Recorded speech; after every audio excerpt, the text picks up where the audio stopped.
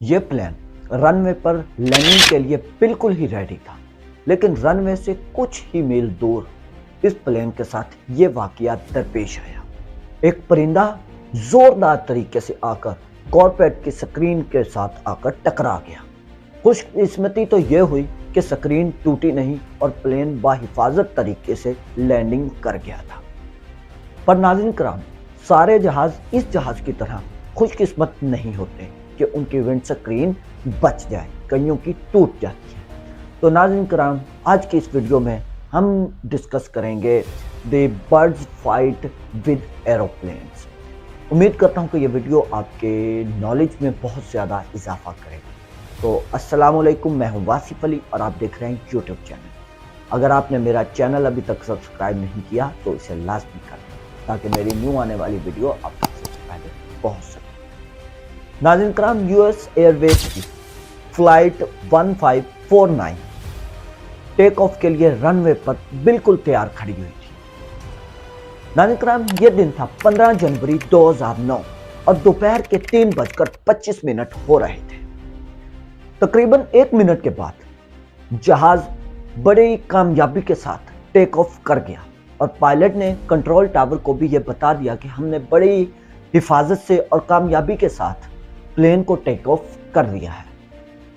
یہ جہاز ایئر بس A320 تھا اور اس میں 150 پیسنجر اور 5 کرو ممبرز شامل تھے۔ اگلے 2 منٹ تک جہاز مسلسل الٹیٹیوڈ کو گین کرتا رہا اور جب وہ 2818 فیٹ کی بلندی تک پہنچ گیا تو پائلٹ کیا دیکھتا ہے کہ اس کے سامنے پرندوں کا بہت بڑا جھنڈ آ رہا ہے۔ وقت بہت کم تھا اور جہاز کو کسی بھی طرف ٹرن کرنا یہاں پر کسی بھی طریقے سے پوسیبل نہیں تھا، اور پھر وہی ہوا ناظرین کرام جس سے فیس کرنے سے ہر پائلٹ ڈرتا ہے۔ ناظرین کرام، یہاں پر کچھ ایسا ہوا کہ وہ پرندے نہ تو صرف پلین کے ساتھ ٹکرائے بلکہ ساتھ والے ٹربائن انجنز نے ان کو اپنے اندر سک کر لیا تھا۔ نارملی ناظرین کرام کچھ یوں ہوتا ہے کہ اگر ایک انجن تباہ ہو جائے، ایک انجن خراب ہو جائے تو دوسرے انجن کی مدد سے جہاز کو بحفاظت طریقے سے لینڈ کر لیا جاتا ہے، لیکن یہاں پر کیا ہوا کہ دونوں انجنز میں وہ پرندے سک ہو چکے تھے جس کی وجہ سے دونوں انجن تباہ ہو چکے تھے۔ اب پائلٹ کی بدقسمتی یہ تھی کہ صرف 2800 فیٹ کی الٹیٹیوڈ پر جہاز اپنے دونوں ٹربائن انجنز کو کھو چکا تھا۔ اس بلندی کے مطابق پائلٹ نے اپنی ہمت اور عقل مندی کا مظاہرہ کرتے ہوئے قریبی ہڈسن ریور میں اپنے جہاز کو لینڈ کروانے کی کوشش کی اور لینڈ کروانے میں کامیاب بھی ہو گئے تھے۔ وہاں پر آس پاس قریب جو بوٹس تھی وہ فوراً جہاز کے پاس آئی اور انہوں نے آ کر تمام پیسنجرز کو باحفاظت طریقے سے جہاز میں سے نکال دیا تھا۔ ناظرین کرام، اس حادثے کو دی میریکل آف ہڈسن کے نام سے بھی یاد کیا جاتا ہے۔ ناظرین کرام، یہ کہا جا سکتا ہے کہ ایوییشن کی ہسٹری میں یہ شاید پہلا اور آخری واقعہ تھا کہ اتنے کم الٹیٹیوڈ میں انجن کے فیل ہو جانے پر کسی قسم کی جانی نقصان نہیں ہوا، سارے پیسنجرز کو بحفاظت طریقے سے بچا لیا گیا تھا۔ ناظرین کرام، سائنس نے اتنی زیادہ ترقی کر لی ہے، بہت زیادہ ٹیکنالوجیز آ چکی ہیں، لیکن ابھی تک بہت بڑی بڑی ایئرپورٹس بھی اس مسئلے کا حل نہیں نکال سکی کہ پرندوں کو ایئرپورٹ سے دور کیسے رکھنا ہے۔ یہ تو پھر بھی پرندوں کا بہت بڑا جھنڈ تھا، لیکن ایک پرندہ بھی جہاز کو بہت بڑا نقصان پہنچا سکتا ہے۔ نہ صرف ناظرین کرام پرندے بلکہ لوڈنگ اور ان لوڈنگ کے دوران بھی جب جہاز کے پاس کرو ممبرز کام کر رہے ہوتے ہیں تو اس وقت بھی کئی حادثات ریکارڈ ہو چکے ہیں جس میں جیٹ انجن اپنے قریب آنے والی کسی بھی چیز کو اپنے اندر کھینچ لیتا ہے۔ جیٹ انجن سے پہلے ناظرین کرام پسٹن انجن بنائے جاتے تھے، وہ اتنی زیادہ تھرسٹ گین نہیں کر سکتے تھے جتنی کہ جیٹ انجنز کر لیتے ہیں، یعنی کہ اب دیکھیں وہ اتنی تھرسٹ گین نہیں کرتے تو وہ زیادہ سپیڈ بھی نہیں پرووائڈ کر سکتے اور وہ لو الٹیٹیوڈ میں اٹھتے تھے۔ 1930 میں یہ جیٹ انجن بنایا گیا تھا जिसमें एक टरबाइन हवा को अपने अंदर खींचता है, फिर उस हवा को कंप्रेस किया जाता है और फ्यूल के साथ मिलाकर उसको पीछे से थ्रस्ट कर दिया जाता है। पिस्टन इंजन के मुकाबले में जेट इंजन कम फ्यूल की खपत भी करता है, इसका वजन भी थोड़ा होता है और इसकी आवाज़ भी दूसरे इंजन की निस्बत बहुत कम होती है और इसका थ्रस्ट लेवल भी दूसरे इंजन की निस्बत बहुत ज़्यादा होता है। मिसाल के तौर पर नाज़रीन कराम, एयरबस A320 की ही बात की जाए तो उसका जेट इंजन एक सेकंड में 1250 kg हवा को अपने अंदर सक कर लेता है। यह हवा इंजन अपनी फ्रंट साइड से अपने अंदर सक करता है। 1250 kg हवा का मतलब ये है कि जब ये इंजन चल रहा होगा तो ये अपने आगे आने वाली किसी भी चीज को अपने अंदर सक कर सकता है। नाज़रीन कराम, जिसमें कोई लगेज भी हो सकता है, कोई दरख्त भी हो सकता है, कोई क्रू मेंबर भी हो सकता है, हत्ता कि यहाँ पर मैं आपको ये भी बताता चलूँ कि कोई छोटी गाड़ी भी है तो उसको भी ये जेट इंजन अपने अंदर सक कर सकता है।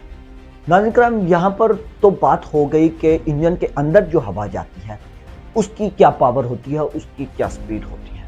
अब मैं आपसे बात करता हूँ जो इंजन के पीछे से हवा निकलती है, उसे सबसे पहले कहते हैं थ्रस्ट। ये नाज़रीन कराम इंजन के आगे से दाखिल होने वाली हवा से कई गुना ज्यादा होती है, तकरीबन 100% से भी ज्यादा की स्पीड से पीछे से वो हवा बाहर निकलती है। नाज़रीन कराम, अगर हम इसी जहाज की बात कर लें A320 की, तो इसकी जो हवा सक करने की पावर है, इसका जो इंजन मैंने आपको पहले बताया कि एक सेकंड में 1250 kg हवा को सक करता है, तो ये अगर हवा थ्रस्ट में तब्दील करके पीछे से निकालेगा तो वो एक सेकंड में 1,27,000 kg हो जाएगी। और अगर दोनों इंजन्स को मिलाकर ये बात की जाए तो ये थ्रस्ट लेवल 2,54,000 kg का बन जाएगा। ये नाज़रीन कराम इतना ही थ्रस्ट लेवल है कि जितना एक एवरेज ट्रेन इंजन का वजन होता है। यानी कि अगर आपको मैं कह दूं कि अगर जहाज के पीछे एक ट्रेन इंजन को खड़ा कर दिया जाए और जहाज का इंजन ऑन कर दिया जाए तो उस थ्रस्ट लेवल, उस हवा की इतनी ताकत होगी वो उस इंजन को पलट दे। नाज़रीन कराम, इसका अंदाजा आप इस वीडियो से भी लगा सकते हैं कि यह बोइंग 777 टेक ऑफ के लिए खड़ा है और इसके पीछे जो ट्रक है उसको इसने अपने थ्रस्ट से ही उल्टा दिया है। ऐसी वीडियोस देखी होंगी जिसमें अक्सर एयरपोर्ट्स के करीब बीचेस होते हैं और लोग वहां पर एंजॉयमेंट्स के लिए जाते हैं, लेकिन जब जहाज टेक ऑफ करने लगता है तो उसका इतना थ्रस्ट लेवल होता है कि लोग अपने आप को संभाल नहीं पाते। नाज़रीन कराम, ये वीडियोस देखकर हमें थ्रस्ट इंजन की इस पावर का बहुत अच्छे तरीके से अंदाजा हो चुका होगा, लेकिन एक अंदाजे के मुताबिक एविएशन डिपार्टमेंट को एक साल में सिर्फ और सिर्फ परिंदों की वजह से 120 करोड़ डॉलर का नुकसान उठाना पड़ता है। एविएशन इंजीनियर्स और एयरपोर्ट स्टाफ पिछले कई दहाइयों से इस मसले का हल ढूंढ रहे हैं, लेकिन ताहाल अभी तक वो इसमें नाकाम ही नजर आई है। लेकिन नाज़रीन कराम, यहाँ पर यह भी नहीं कहा जा सकता कि परिंदों को जहाज से दूर रखने या एयरपोर्ट से दूर रखने की कोशिश ही नहीं की जाए। कोशिश बिल्कुल की जाती है, इसलिए तो हमें एयरपोर्ट्स के करीब किसी किस्म का कोई ऐसा दरख्त या कोई ऐसी खुराक डालने वाली जगह या कुछ भी ऐसी चीजें नहीं मिलती जिससे यह पता लग सके कि इसकी तरफ बर्ड्स अट्रैक्ट होते हैं और यहाँ पर बर्ड्स का आना मुमकिन हो सकता है। नाज़रीन कराम, क्योंकि ये दरख्त ही होते हैं जहाँ पर परिंदे आकर बैठते हैं और अपने घोंसलों को बनाते हैं। जब परिंदे आकर बैठेंगे, अपने घोंसले को बनाएंगे, तो उनका तो आना जाना लगा रहेगा, जिससे एविएशन डिपार्टमेंट को बहुत ज़्यादा नुकसान हो सकता है। नाज़रीन कराम, ज़मीन पर एयरपोर्ट ही शायद वो जगह है जहाँ पर मास लेवल पर भी परिंदों को भगाने की कोशिश की जा सकती है। कहीं गन शॉट्स करके उनको डराया जाता है, कहीं पर स्टैचूज खड़े किए जाते हैं, या फिर कहीं पर शिकारी जानवरों की आवाज़ों को लाउड स्पीकर पर चलाया जाता है, जिससे कि वो परिंदे डरकर वहां से भाग जाएं। कई एयरपोर्ट पर तो कुत्तों اور بعض کو بھی رکھا جاتا ہے کہ وہ کمپاؤنڈز ایریا میں کسی بھی پرندوں کو نہ آنے دیں۔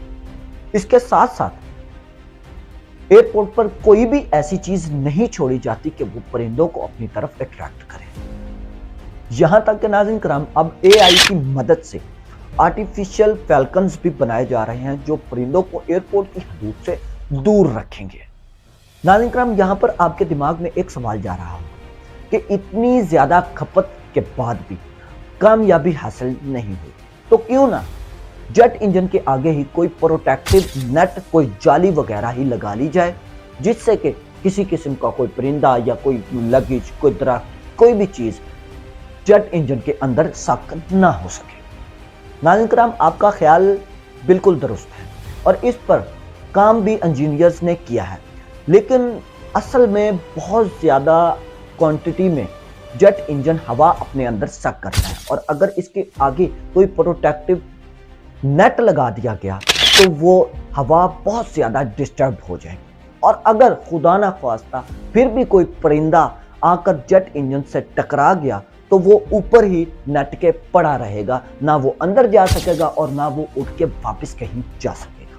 ناظرین کرام زیادہ تر پرندے جہاز کے ٹیک آف کے دوران اور لینڈنگ کے دوران ہی ٹکراتے ہیں کیونکہ پرندے زیادہ اونچائی پر نہیں اڑ سکتے، لیکن رپورٹس کے مطابق فیلکنز کو 15,000 فیٹ کی بلندی تک بھی دیکھا گیا ہے۔ یہ ایسے پرندے ہیں ناظرین کرام جن کو جہاز سے دور رکھنے کے لیے ابھی تک کوئی خاص اقدامات نہیں کیے جا سکے۔ ناظرین کرام امید کرتا ہوں کہ میری یہ بنائی گئی ویڈیو آپ کو بہت پسند آئی ہوگی۔ میری اس ویڈیو کے نیچے کمنٹس کر کے آپ مجھے ضرور بتائیے گا، اور میری نیو ویڈیوز حاصل کرنے کے لیے آپ میرے چینل کو سبسکرائب کرنا بالکل بھی نہ بھولیے۔ ملتے ہیں کسی نیو ویڈیو میں، تب تک کے لیے آپ اپنا اپنے اس چینل کا خیال رکھیں۔ اللہ حافظ۔